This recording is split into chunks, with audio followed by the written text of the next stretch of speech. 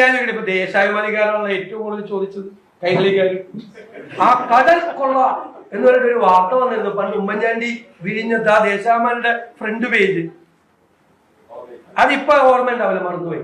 വിഴിഞ്ഞം കമ്മീഷൻ ചെയ്തപ്പോ കടലിലെ വിപ്ലവം എന്താണ് ഈരൊക്കെ